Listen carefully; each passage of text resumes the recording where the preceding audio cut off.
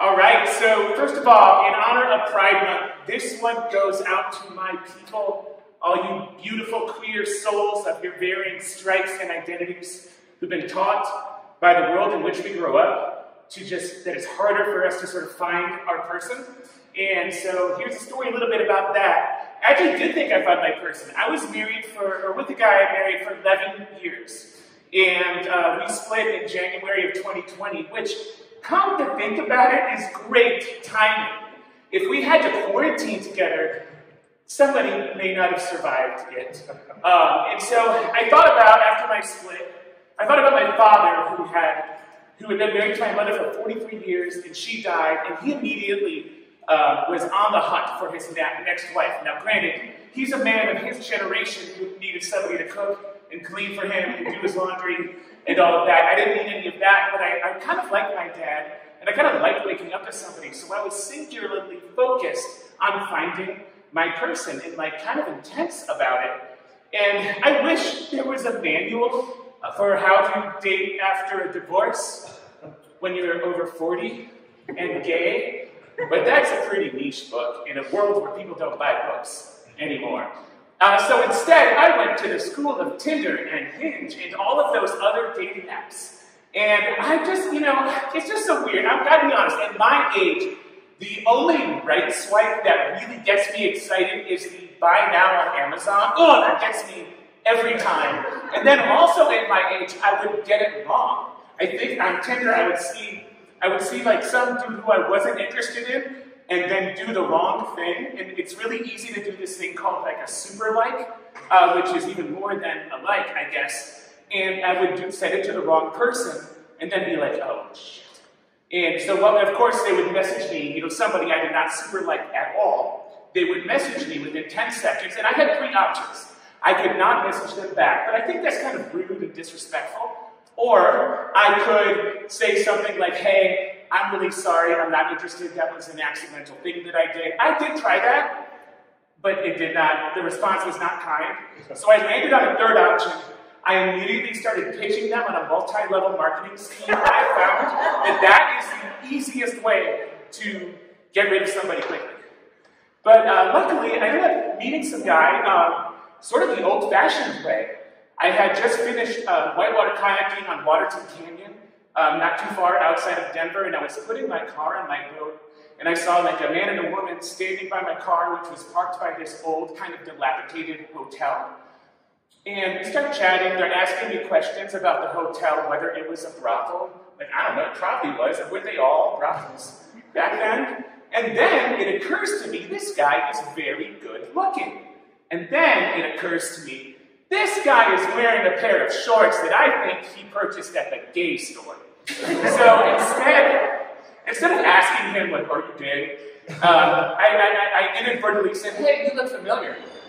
Have I seen you on Grindr? And I had his number 30 seconds later. We started like texting back and forth, kind of learning about each other. And he tells me, he's like, I really want to meet you, but I am going to meet my newborn niece in a week. And I'm in full quarantine mode. We have to do it safely. And like, well, I have a big front porch. How about that? We live in the same neighborhood in Denver. And so he calls, and so he texts me. He's like, hey, I'm going on a run. What's your address? I'll stop by and say hey. And so he runs up, shirtless. Of course, I swear to God, there is some kind of law in Denver. You're not allowed to wear shirts when you're running if you're a dude. So he shows up shirtless. And, he's sitting on one end of the porch, I'm on the other. He's looking really good. And we just talk for hours and really kind of connect and vibe. And I have this thing in my head from thinking about what my dad did and thinking that's what I need to do to be intentional and say, hey, I'm kind of looking to date and find someone who will be my future husband. I'm not sure you're that person, but we should try and see what happens. And he was like, yeah, I'm all for it. And then it got really serious, too quickly. And just talking about intimate stuff we shouldn't have been talking about, not sex intimate, but even more real personal intimate. And so we had our second date, and I decided to take him paddleboarding. I like to kind of test the dudes that I'm with. And we went with my buddy Daniel, who's here with us tonight, just for safety. And we went to Deckers, which is a set of easy whitewater run that very poetically is by that hotel where we first met. And come to think of it, I'm pretty sure it was a brothel. Like, yeah, it was a brothel. And so we go, and this guy did phenomenally well. Like, he really took to it. He was good at it, and he loved it, and it was awesome.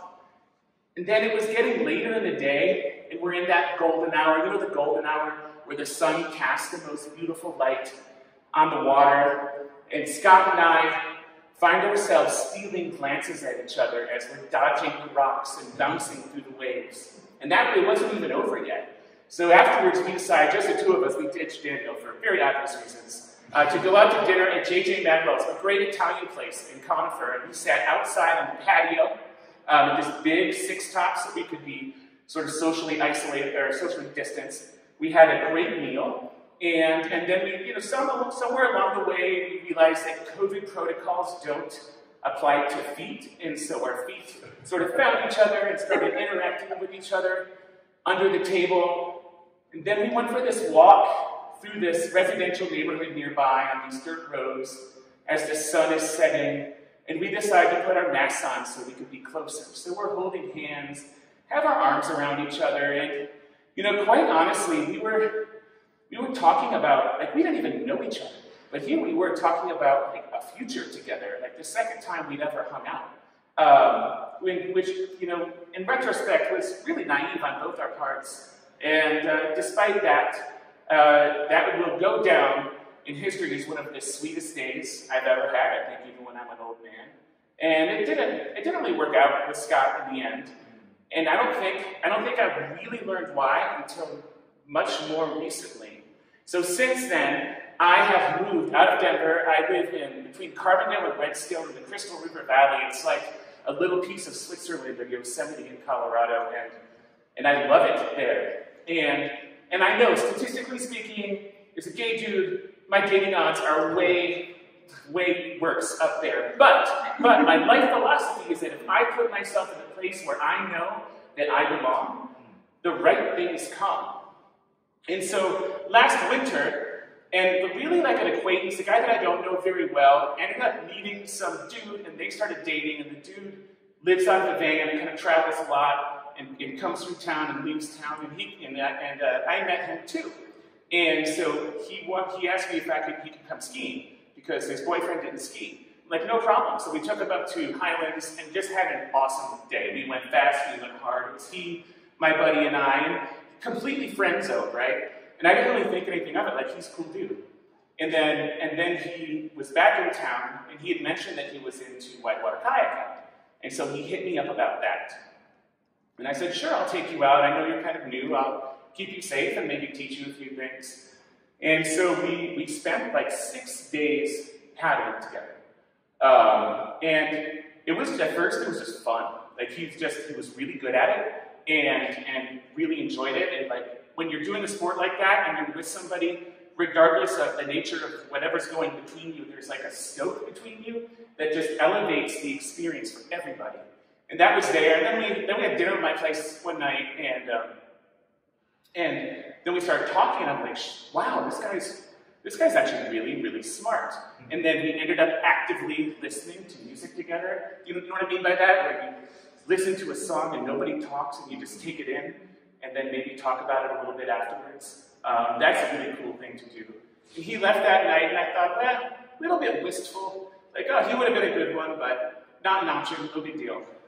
And then I think it was like the next day, we're paddling, and he just keeps getting better and better every day. And I push people that I mentor in the sport, and he took to it. And it was a golden hour, right? And then all of a sudden, we find ourselves stealing glances at each other while bouncing around the rocks and bouncing on the waves. And I'm like, God damn it! This is not supposed to be happening.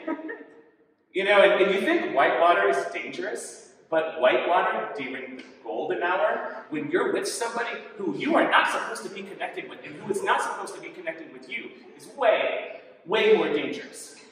And we kind of like both kind of knew what was happening, but didn't really I don't know, just like kept kayaking together. I think he was just really stoked to be on the water, and I needed someone to be on the water with too. And that's, you know, like it's like real whitewater boaters. That's where their priorities lie. And then the last day, we were on Slaughterhouse up in Aspen.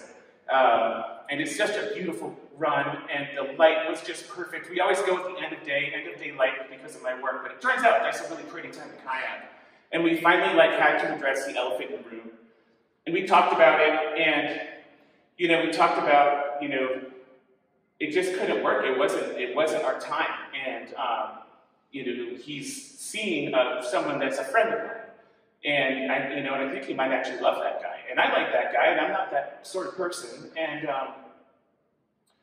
And so we kind of ended things. We said goodbye before we left for Washington State under the setting sun in Aspen, Colorado, with one of those hugs that lasted a minute, that sort of gave honor to the grief that comes with impossibility.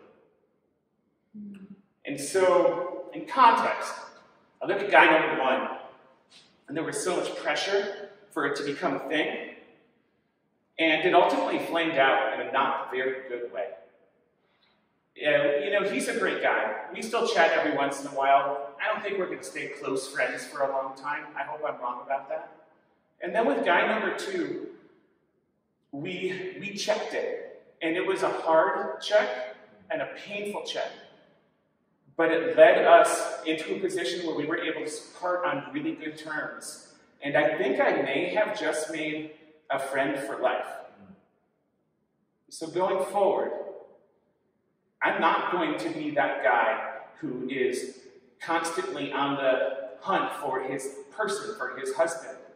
I want to have a much more laid-back perspective to that. And it's, you know, it's hard. I'm a slow learner. And it makes sense. Us queer people didn't have models for relationships growing up. Moreover, a lot of us grew up in a culture that told us that the part of ourselves that connects to other people in the most meaningful way is a dark, evil, and sinful thing. So I have compassion for myself here, and I have compassion for all the other queer people I know who just kind of stumble along the way on the road to love. And at the end of the day, when somebody, next time I meet a dude and he asks me, what are you looking for? I'm going to say, the only thing I'm looking for is you being okay with me not knowing what I'm looking for. Thank you very much.